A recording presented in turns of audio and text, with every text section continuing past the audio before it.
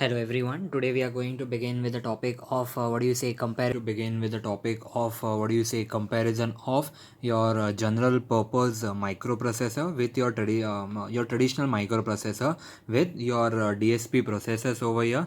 Now, the parameters are being listed on the left hand side, wherein the two processors are being compared against one another. The first parameter is passing on the instruction cycle, whether in how many instruction cycle are the instructions being executed. So in the case of a DSP processor, the instructions are executed in a single cycle of the clock, wherein in your microprocessor, your multiple clock cycles are required for execution of one instruction. There may be cases wherein a single data has to be loaded and then accumulated, loaded, and then several instructions have to be performed. So microprocessor may take many clock cycles when it comes to performing the execution of instructions. Now, instruction execution. Now over here, the parallel execution is possible. We had studied in parallel pipelining concept, wherein multiple data is being processed. In the case of a DS, multiple instructions are being executed in the case of DSP processor, whereas in the case of your microprocessor, your execution of instructions is always you can call it as sequential. Now, uh, operand fetch and memory. Now, in the case of a DSP processor, the multiple operands are fetched simultaneously, so you can load many multiple operands at a single moment, and wherein over here the operands are fetched sequentially. So only after the previous operand is being fetched and loaded, then and only then the next operand will be loaded. In the case of a microprocessor, memories. Now, over here, we would say that separate data and program memories are available in your microprocessor. Normally, no such separate memories are present. Now, on chip, off chip memories. Now, on chip represents the memory which is present on board, or I would say on your CPU, whereas off chip is nothing but the secondary memory. In our case, it would be your hard drive or a memory stick. Now, program and data memories are present on chip and extendable off chip also in the case of a DSP processor, whereas in the case of a microprocessor, normally the on chip cache memory is present, the main memory is off chip over here, so the execution time is more. And as compared to your normal microprocessor, your DSP is comparatively faster, since the memory is present on chip. Now, program flow control. Your program sequencer and instruction register takes care of the program flow, whereas in the case of your microprocessor, the program counter takes care of a flow of execution. Now, then queuing and pipelining over here. Queuing is implicated through instruction register and instruction cache memory over here. Similarly, in microprocessor, queuing is performed explicated by one queue registers for pipelining of instruction. Now, address generation over here. Address are generated combinedly by data address generators and the program sequencer. Over here, the program counter is incremented sequentially to generate address over here. Now,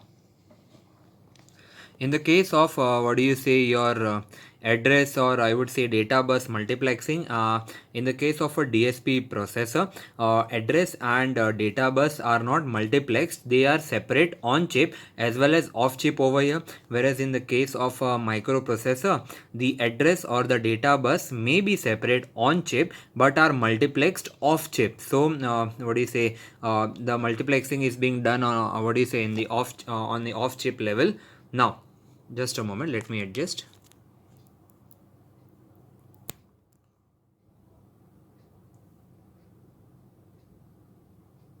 Just a moment.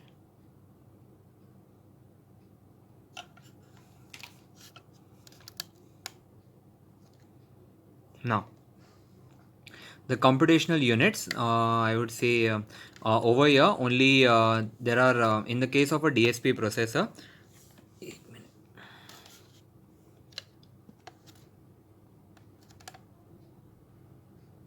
just a moment beta. Now over here, in the case of a DSP processor, I would say that three separate computational unit, that is ALU, McALU and shifter, that is nothing but your ALU, arithmetic logic unit, MAC and shifter, are being used, or I would say are the computational units, wherein in the case of a microprocessor, only one unit, that is your ALU, is present. Now, on chip address and your data buses. Now in that case, on in the case of an on chip address, your separate address and data buses for program and data memory is available. For example, DMA, DMD, PMD, PMA and your R bus. Over here on chip address, over here the address and data buses are two bus on the chip over here. uh, Addressing modes. So in the case of a DSP processor, the addressing modes are direct and indirect addressing modes, whereas in the case of a normal microprocessor, the addressing modes are direct, indirect, register indirect and your immediate addressing mode. This you might have studied in your microprocessor topic. Now, suitable for array processing operation, and over here the microprocessors are suitable for general purpose processing over here. Now, the next topic that we are going to discuss is selecting the digital signal processor. If given a set of conditions, what is the processor that you should select so that it is applicable, or I would say it gives you a better output as compared to any other processor. So now basically a selection of particular DSP processor depends on its application. Now however, some major criteria for selecting a DSP processor are as follows. So these are the three basic steps which are being introduced. The first one is architectural features, the second one is speed of execution, the third one is floating or fixed point, and the fourth one is word length over here. Now the architectural features, now let us discuss that in detail. Now depending upon the applications, many times it is required to make changes in the available architecture of the processor. The size of the on chip memory is an important factor. It is related to your fast access of data and fast execution of instructions. So if internal RAM is not sufficient, then high speed off chip memory is used. Now some applications require special instruction sets, such as circular addressing. Then accordingly, the architecture of the processor is selected. Now the speed of execution, it is one of the important parameters when it comes to selecting a DSP, because speed is the factor which will be actually responsible for selection of your processor. Now many DSP processor are used for real time application. In this case, the execution speed is an important parameter. Now, traditionally, the clock speed and the number of operations performed by the processor decides the execution speed. Now, but many processors make use of concept of pipelining. These processors execute many instructions at a time. Now in such case, these traditional parameters are not sufficient to compare execution speed of your processor. So nowadays some benchmark operations are used to compare your execution speed of different processors, so that it becomes easier for us to select and to determine what kind of output are we expecting. These benchmark operations may be calculation of filter coefficients, calculation of FFT kernel, etc. Now floating and your fixed point. As we had discussed, fixed points are the numbers which do not have a decimal point, or which are fixed in nature, who doesn't depend upon any decimal point, whereas the floating point, we have the decimal point, and the number can be written in the format of 10 raised to the power 1 2 or minus 1 2, depending upon the number.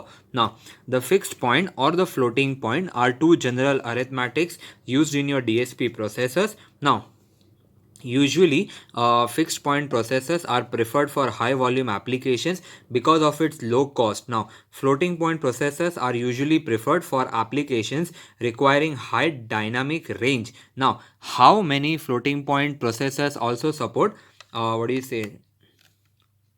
However, many floating point processors also support the fixed point arithmetic. If it is going to support floating point, then it can by default support arithmetic, but the reverse is not true, because if it is able to support your arithmetic, then it's not necessary that it might support your floating point also. Then comes the word length. Now, the word length is directly related to the number of errors in arithmetic operations. So, for better accuracy, a large word length is preferred. But of course, Bayesian application, this is a different kind of applications. If required, we'll discuss that in detail. Now, Bayesian applications need a 16-bit word length, and for audio applications, it needs 24-bit word length. Now, apart from this, in fixed point processors, some guard bits are required to prevent errors due to your overflow. It also increases the word length. Usually, for floating point processors, a 32-bit data size is used over here. Now, special purpose DSP hardware. We are going to discuss this in a little bit of detail. Now, when it comes to special purpose, so it depends upon what kind of filter or what kind of application we are using. So we are going to just go through all the briefings of this DSP hardware, and then we are going to directly move on to your FFT processor, because those are the ones which are actually implementable. Now, in many applications which requires wide bandwidth, the speed is of virtual important parameter. Now, in such applications, the general purpose DSP cannot operate with the required speed. So in a particular application, many on-chip sources like instructions, sets, addressing modes, etc. are not fully utilized. So it is required to design a single DSP chip processor which will be most suitable for a particular application. Such special purpose DSP is designed to perform a specific task in the required application. Now, the advantages of using a special purpose DSP are as follows. First of all, better utilization of on-chip resources. Then there is an increase in the speed. No requirement of software debugging, one of the most important parameter. The basic requirement for a special purpose DSP are as follows. The first one is data memory, or RAM or ROM, fast multiplier, that is nothing but an accumulator unit, and some temporary registers. Now, these processors are designed to operate at increased speed by using multiplexing and your pipelining concepts. So we'll directly move on to your hardware of FFT processor, so that it becomes easier for us to understand. Now, the diagram over here is for the twiddle factor that we had seen while performing the chapter on DIF FFT, or in simple FFT topic. So consider the general structure of butterfly as shown in the figure over here. As you might recall, this is a simple one step butterfly diagram, wherein if your input are A and B, then at this point your capital A is nothing but 8 directly coming from this point, plus the twiddle factor multiplied with B, it is added over here. Similarly, if you are having a capital B over here, then this A would occur as it is, and your B which would be multiplied by your twiddle factor is subtracted from your chotu A over here. So the values of A and B are being written over here as A plus WRNB, and A and B is equals to A minus WRNB over here. Now, here your A and B are inputs and A and B are outputs, and capital A and capital B are outputs of your butterfly. The outputs are given by A is equals to A plus WRNB, and B is equals to A minus WRNB over here. Now, to calculate any output A or B, we need to multiply the input B or chotu B by a twiddle factor WR of n. So one complex multiplication is required for butterfly. In any case, you need to perform one complex multiplication. Now, to calculate the output A, as you might have seen over here, the one which is present over here, one complex addition is required, while to calculate output B over here, one complex subtraction is required. as given by the equation 13 and 14 over here, but the computational complexity of your addition and subtraction is the same. So we can say that for one butterfly diagram, two complex additions are required. Since the complexity level for to perform an addition or a subtraction is same, so we can say that for one butterfly diagram, two complex additions are required. Now, as shown in the figure, what do you say, the Chotu diagram over here, sorry, the diagram which is being shown over here. Now, for an 8-point DFT, if you consider this diagram, for an 8-point DFT, 4 butterfly diagrams are there at each stage.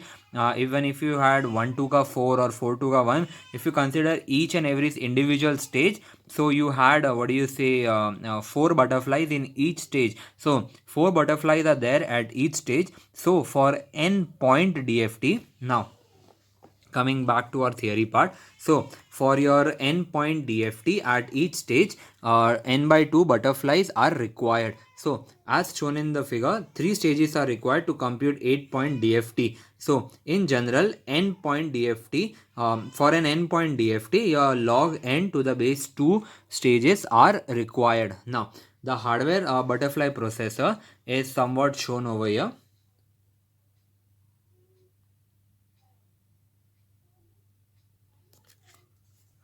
Now, the diagram is somewhat simpler in nature. You have your single input A coming from this side, and a single what do you say B coming from this side, which is fed to a complex multiplier. The multiplier also has an input from your twiddle factor. So now you have two components coming out of this complex multiplier. One is what do you say, the negation of your twiddle factor, and what do you say, the another one is the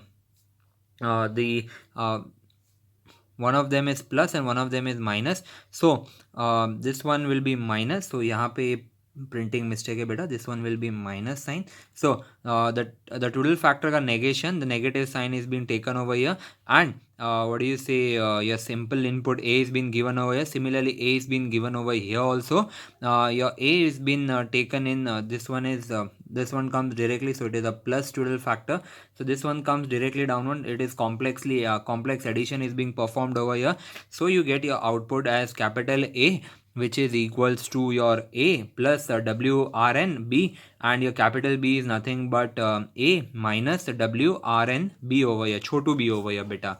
Now somewhat new topic, one of the most important topic of this chapter, which definitely do appears in paper. A short question is being almost asked each and every time for this topic. So yes, let us discuss and let us see what are we looking, what are we facing now. Just a moment, let me adjust. Now you have been told that what do you say in let us discuss the architecture of a TMS 320C X fixed and floating point processor over here. So now you have what do you say, a fixed and a floating point processor. So now over here, this is the diagram, or this is the what do you say, the architecture of a what do you say, TMS 320C 67X, as it is being mentioned over here. You might not be able to see now it is visible. So it has been given as what do you say, TMS 320 C 67 into X. Now the central processing unit, or the CPU over here, is what do you say, consists of 8 functional units, something new that we are going to discuss. So this CPU consists of 8 functional units. Now these functions are divided into what do you say, two sides over here, side A and side B over here. Now each side, that is the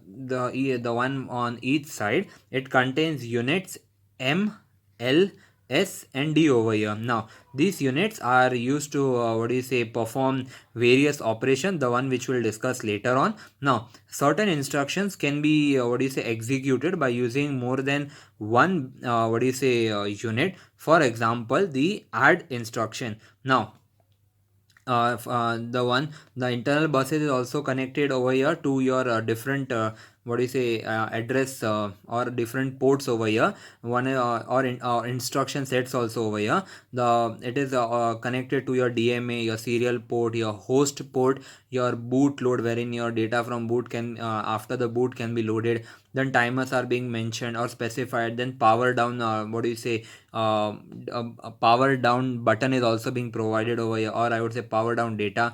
then the data RAM, actually where the data is being temporarily or permanently stored, then data RAM is also being connected to your internal buses over here. Now each side contains that is a side A or a side B. If we consider a single side A over here, then it consists of 16 32-bit registers. Now interaction with CPU is done using this register. Now the internal buses, that is the one which is present over here, it consists of 32-bit address, 32-bit program address bus, then 256-bit data, then 256-bit data address bus is being connected to this. Two load data buses, LD1 and LD2 is being connected. The one, it is not being shown over here, it is shown on the next side, I guess. So yes, it is being shown on the next page. The one diagram I would like to show you over here. Then two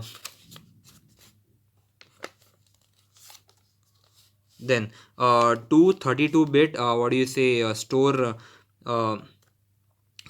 two 32-bit store data buses, namely ST1 and ST2 is being mentioned over here in this internal bus architecture, and a 32-bit DMA, that is nothing but direct memory access data, that is the one present over here, data bus, and 32-bit DMA address bus. So 32-bit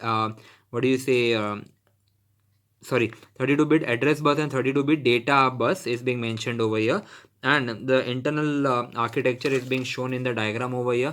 It is a quite simple diagram, nothing to worry about. So as we had said that it consists of program address bits, program address bus, then program data, data address, load data 1 and 2. Similarly, the internal memory over here consists of data addresses over here, load data LD2, and store data ST2, so on and so forth. Now the external memory is accessed through a 20-bit address bus and your 32-bit data bus over here. Now EDMA, or I would say the enhanced DMA over here, it has not been shown in the diagram. So it is being shown in the in the previous diagram that we had seen over here, the diagram which had over here. It had DMA over here, so we can have enhanced DMA over here also. So now your EDMA, what does it do? Let us discuss. Now your EDMA, it is a 16 programmable channel. It has 16 programmable channels and a RAM space to hold multiple configurations. Somewhat important, bacha. Now it makes the movement of data from one place in your memory to your other place without even interfering with your CPU operation. So it becomes important when it comes to your DMA. Now next we had bootloader. It boots the code from the HPI to your internal memory. It is basically used to determine what actions the DSP performs when the device is reset. Now MCBSP, it provides high-speed multi-channel serial communication link. Along with this, the port can buffer serial samples in memory automatically with the help of your EDMA controller. It is also having a multi-channel capability which is compatible with various networking standards. Now then you have for example, this was the peripherals on the C6X processors, the one which we saw, just enhanced DMA, then bootloader, multi-channel buffered MCBSP, then we have host port interface or HPI, then we have timer and power down unit, and then we have external memory interface. Now HPI over here, it allows the host to access the internal memory. The host and CPU can exchange the data via your internal memory. Now then you have your time and your power down unit. Now two 32-bit general purpose timers are used to time events, count events, general pulses, interrupt the CPU, etc. This unit also sends synchronization event to your DMA controller. Power down unit is used to save the power for duration when CPU is inactive. Now it is also providing the reduced clocking to reduce your power consumption. Then you have your EMIF, or your external memory interface. Now, this block supports an interface to several external devices like your synchronous bus, asynchronous devices, external shared memory device, etc. Then we have some features of your C67X processor. One of the most important feature is your advanced VLIW, or very long integrated word CPU of 320C67X. It consists of 32 general purpose register. Now each 32 GSP or general GPR, known as general purpose register, has 32 bits in them. So 32 into 32, you have much more data to be considered over here. Now it has 8 functional units. Now each functional unit consists of 2 multipliers and 6 ALUs over here. Now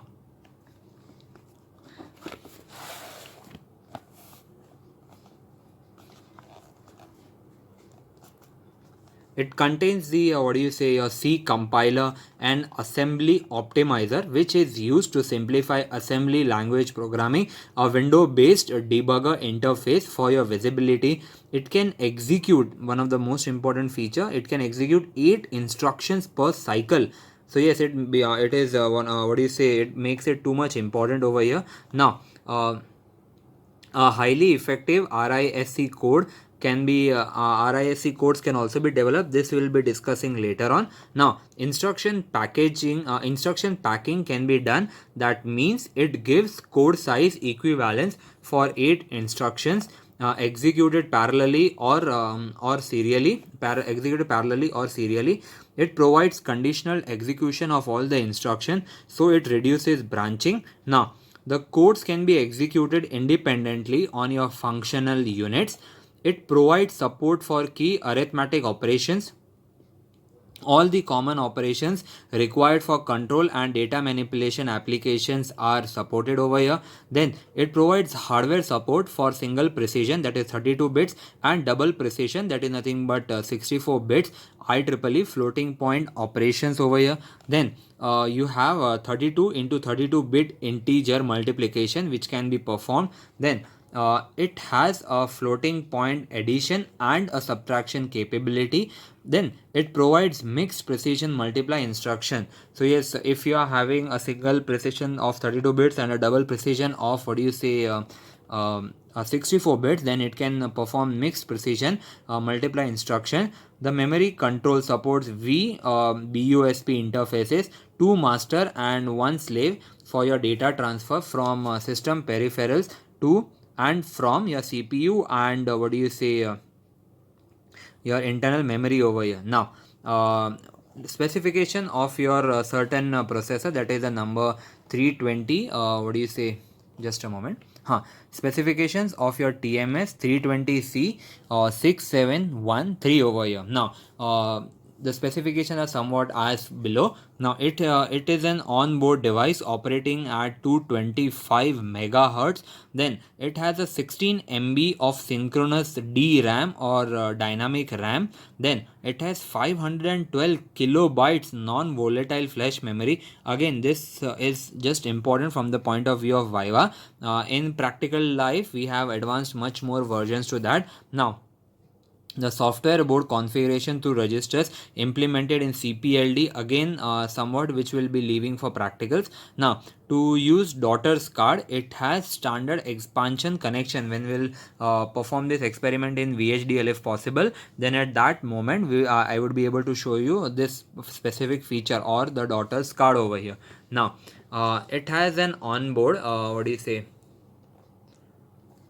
it has onboard JTAG emulator with your USB host. So JTAG emulation can be done over here. Now it requires single voltage power supply of plus 5 volt. So this was some specification. Now we are going to get or divulge into the specifications provided by the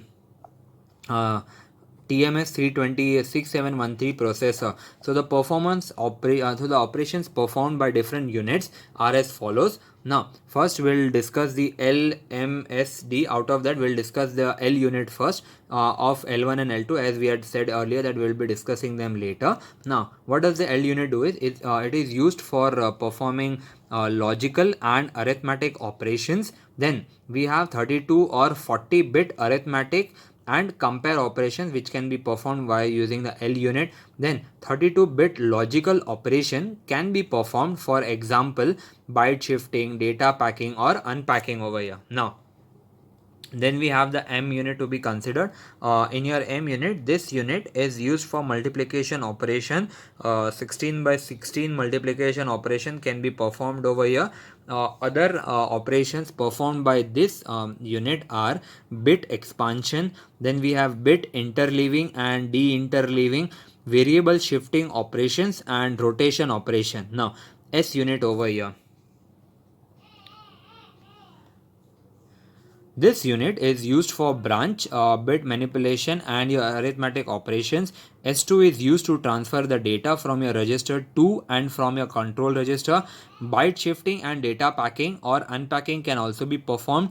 32-bit logical operations are also performed over here. Then D unit, it is used for loading the data. Storing the data, and for arithmetic operations. 32-bit add, subtract, linear and circular address calculations can be performed over here. Now, we'll look at the CPU of that 320 6713 processor. The CPU looks something like this, wherein the CPU consists of the following unit. First off is a program fetch over here.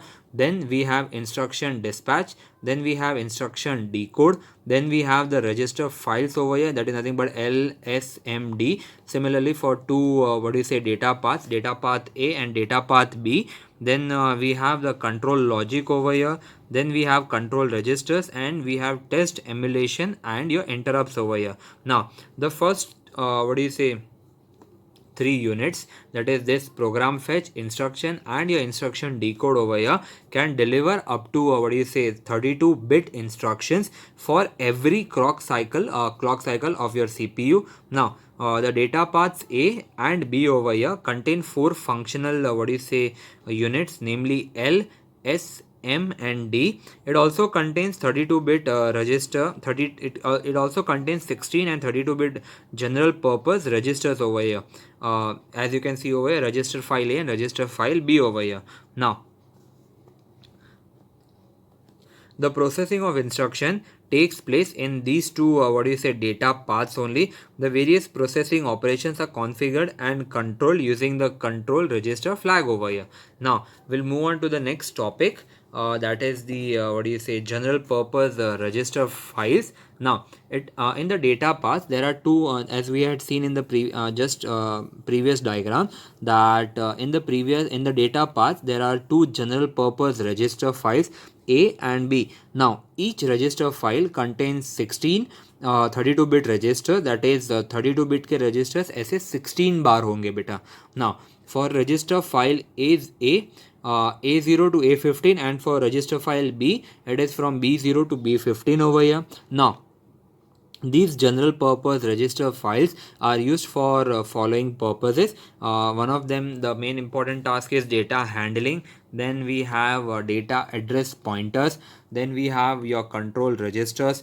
Then we have these register files support the following data type. It can work on packed 16-bit data. It can have a 40-bit fixed bit. It can have 40-bit fixed point data, and it can have 64-bit floating point data over here. Now, for larger values, a register pair is used to store the data. Now, consider a case. Now, consider a case of storing 40-bit data using a register pair as shown in the diagram over here. Now, 32 LSBs over here, that is the least significant bits, or the one which is present over here.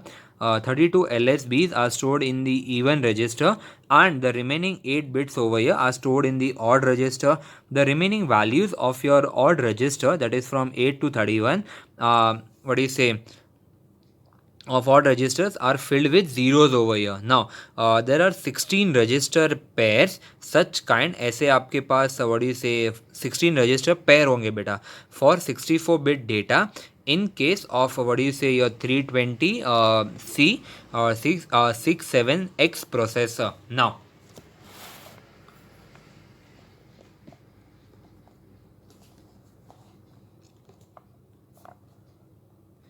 the three different types of data paths are as follows. Now first one of them is what do you say register file data paths, then second one is register file across paths, and third one is register file memory access paths over here. Now the register file data paths over here, mostly the data paths are 32-bit wide, but for long operands some data paths can support 40 bits over here. Now the access to register file A is done using functional units L1, S1, M1 and D1, while access to register file B is done using functional units L2, S2, M2 and your D2 over here. Now every functional unit has 32-bit ports to read operands SRC and SRC2 from your register files. Now every functional unit has a 32-bit write port over here for destination operand DST. Now for 40-bit long DST operand, the functional units L and S have extra 8-bit line. Now in every machine cycle all the 8 functional units can be used in parallel. One of the important features in every machine cycle, all the it is being just repeated over here, all the 8 functional units are can be used in parallel. Now register file across paths over here. Now the functional units are connected to your opposite side register files using cross paths 1x and 2x over here. Using your cross path 1x, the functional unit A reads the source operand from the register file B. Using cross path 2x, the functional unit B reads the source operand from the register file A. Now in the functional units S1, M1, S2, M2, the operand SCR2 is selectable between your cross path and same side path over here. Now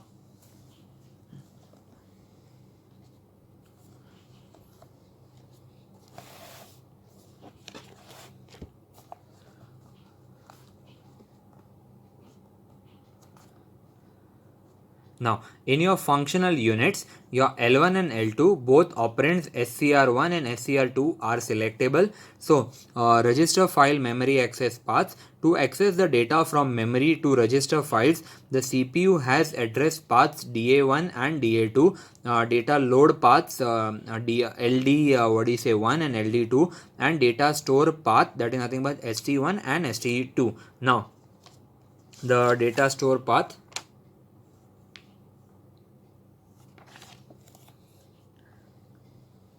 now the diagram which is present over here, I think the data path is not that relevant over here.